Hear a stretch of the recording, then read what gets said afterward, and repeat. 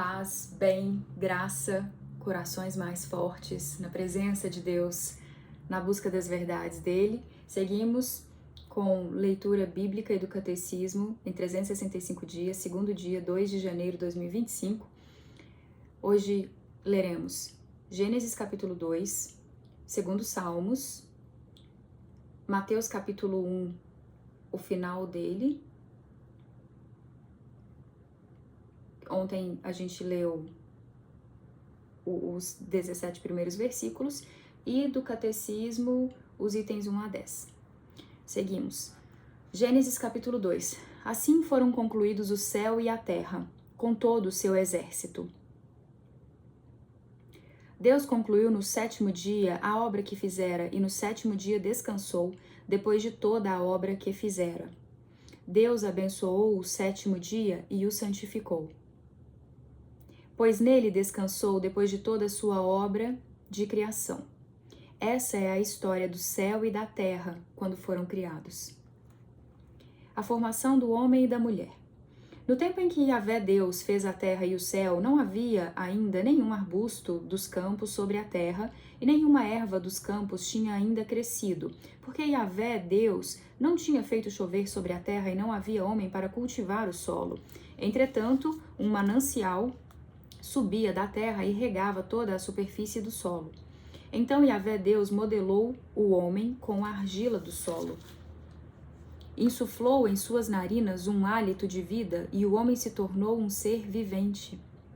Yahvé Deus plantou um jardim em Éden, no Oriente, e aí colocou o homem que modelara.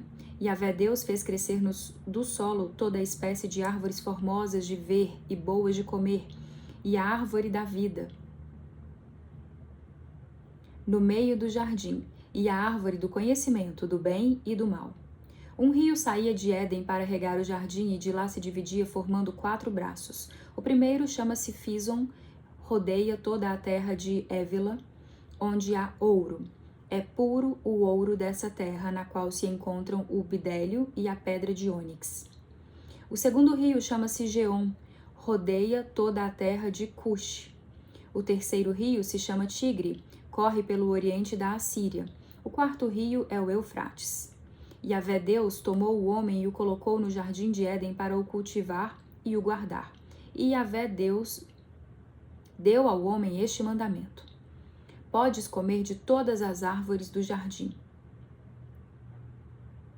mas da árvore do conhecimento do bem e do mal não comerás, porque no dia em que dela comeres, terás que morrer. Yahvé Deus disse: não é bom que o homem esteja só. Vou fazer uma auxiliar que lhe corresponda. Yahvé Deus modelou então do solo todas as feras selvagens e todas as aves do céu e as conduziu ao homem para ver como ele as chamaria. Cada qual devia levar o nome que o homem lhe desse. O homem deu nomes a todos os animais, às aves do céu e a todas as feras selvagens, mas para o homem não encontrou a auxiliar que lhe correspondesse. Então Yahvé Deus fez criar um torpor sobre o homem e ele dormiu. Tomou uma de suas costelas e fez crescer carne em seu lugar. Depois da costela que tirara do homem, Yahvé Deus modelou uma mulher e a trouxe ao homem. Então o homem exclamou: esta sim é osso de meus ossos e carne de minha carne. Ela será chamada mulher, porque foi tirada do homem. Por isso, um homem deixa seu pai e sua mãe, se une à sua mulher, e eles se tornam uma só carne. Ora, os dois estavam nus, o homem e sua mulher, e não se envergonhavam. Finalizamos a leitura de Gênesis, capítulo 2, agora Salmos, segundo Salmos. O drama messiânico. Por que as nações se amotinham e os povos planejam em vão? Os reis da terra se insurgem e unidos os príncipes enfrentam Yahvé e seu Messias. Rebentemos seus grilhões, sacudamos de nós suas algemas. O que habita nos céus ri. O Senhor se diverte à custa deles e depois lhes fala com ira, confundindo-os com seu furor. Fui eu que consagrei o meu rei sobre Sião, minha montanha sagrada. Publicarei o decreto de Yahvé. Ele me disse: Tu és meu filho. Eu hoje te gerei. Pede, e eu te darei as nações como herança, os confins da terra como propriedade. Tu as quebrarás com um cetro de ferro. Como um vaso de oleiro as despedaçarás. E agora, reis, sede prudentes. Deixai-vos corrigir, juízes da terra. Servi a Yahvé com temor. Beijai seus pés com tremor, para que não se irrite e pereçais no caminho. E num instante sua cólera inflama. Felizes aqueles que nele se abrigam.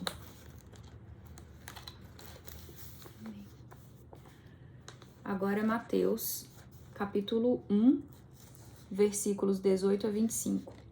Continuando a leitura de ontem. José assume a paternidade legal de Jesus. A origem de Jesus Cristo foi assim: Maria, sua mãe, comprometida em casamento com José, antes que coabitassem, achou-se grávida pelo Espírito Santo. José, seu esposo, sendo justo e não querendo denunciá-la publicamente, resolveu repudiá-la em segredo. Enquanto assim decidia, eis que o anjo do Senhor manifestou-se a ele em sonho, dizendo: José, filho de Davi, não temas receber Maria, tua mulher, pois o que nela foi gerado vem do Espírito Santo. Ela dará à luz um filho, e tu o chamarás com o nome de Jesus, pois ele salvará o seu povo dos seus pecados. Tudo isso aconteceu para que se cumprisse o que o Senhor havia dito pelo profeta. Eis que a virgem conceberá e dará à luz um filho, e o chamarão com o nome de Emanuel. O que traduzido significa Deus está conosco. José, ao despertar do sono, agiu conforme o anjo do Senhor lhe ordenara e recebeu em casa sua mulher. Mas não a conheceu até o dia em que ela deu à luz um filho, e ele o chamou com o nome de Jesus. Então, a leitura bíblica de hoje foi finalizada e agora passamos ao Catecismo da Igreja Católica, os itens de 1 a 10, como proposto para o segundo dia de estudos. Prólogo. Pai, esta é a vida eterna, que conheçam a Ti, o Deus único e verdadeiro, e a Jesus Cristo, aquele que enviaste. Deus, nosso Salvador, quer que todos sejam salvos e cheguem ao conhecimento da verdade. Não existe debaixo do céu outro nome dado à humanidade pelo qual devamos ser salvos, exceto o nome de Jesus. A vida do homem, conhecer e amar a Deus. Deus infinitamente perfeito e bem-aventurado em si mesmo, em um desígnio de pura bondade, criou livremente o homem para fazê-lo participar de sua vida bem-aventurada. Eis porque, desde sempre e em todo lugar, está perto do homem. Chama-o e ajuda-o a procurá-lo, a conhecê-lo e a amá-lo com todas as suas forças. Convoca todos os homens dispersos pelo pecado para a unidade de sua família, a Igreja. Faz isso por meio do Filho que enviou como Redentor e Salvador quando os tempos se cumpriram.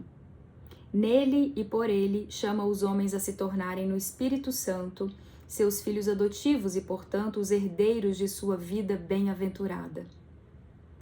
A fim de que este chamado ressoe pela terra inteira, Cristo enviou os apóstolos que escolhera, dando-lhes o mandato de anunciar o Evangelho. Ide, pois, fazer discípulos entre todas as nações e batizai-os em nome do Pai, do Filho e do Espírito Santo. Ensinai-lhes a observar tudo o que vos tenho ordenado. Eis que estou convosco todos os dias até o fim dos tempos. Fortalecidos com esta missão, os apóstolos foram anunciar a boa nova por toda a parte. O Senhor os ajudava e confirmava a sua palavra pelos sinais que a acompanhavam. Os que, com a ajuda de Deus, acolheram o chamado de Cristo e lhe responderam livremente, foram, por sua vez, impulsionados pelo amor de Cristo a anunciar por todas as partes do mundo a boa notícia.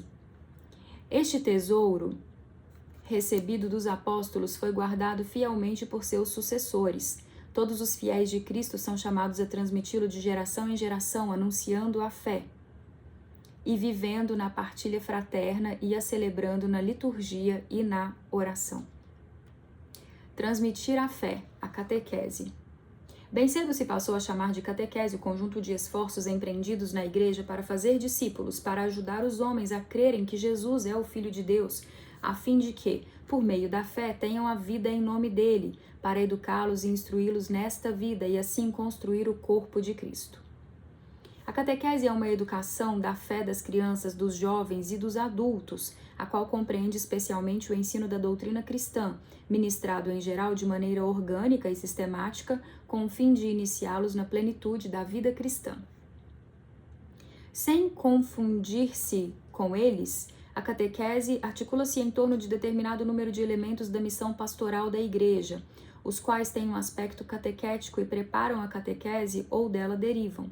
Primeiro, anúncio do Evangelho ou pregação missionária para suscitar a fé, busca das razões de crer, experiência de vida cristã, celebração dos sacramentos, integração na comunidade eclesial, testemunho apostólico e missionário. A catequese está intimamente ligada a toda a vida da Igreja, não somente a extensão geográfica e o aumento numérico, mas também, e mais ainda, o crescimento interior da Igreja. Sua correspondência ao desígnio de Deus dependem da própria catequese. Os períodos de renovação da Igreja são também tempos fortes da catequese. Eis porque, na grande época dos padres da Igreja, vemos santos bispos dedicarem uma parte importante de seu ministério à catequese, e a época de São Cirilo de Jerusalém e de São João Crisóstomo, de Santo Ambrósio e de Santo Agostinho e de muitos outros padres cujas obras catequéticas permanecem como modelos. O ministério da catequese sempre colhe dos concílios renovadas energias. O Concílio de Trento constitui, neste ponto, um exemplo a ser sublinhado. Deu à catequese prioridade em suas constituições e em seus decretos. Está ele na origem do catecismo romano, que também leva seu nome e constitui uma obra de primeira grandeza como resumo da doutrina cristã.